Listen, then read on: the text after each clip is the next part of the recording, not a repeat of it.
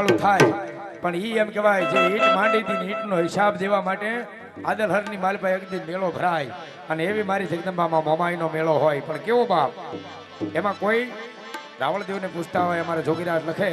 એક કોને રાવળ દેવ શેનો છે મેળો એક કોને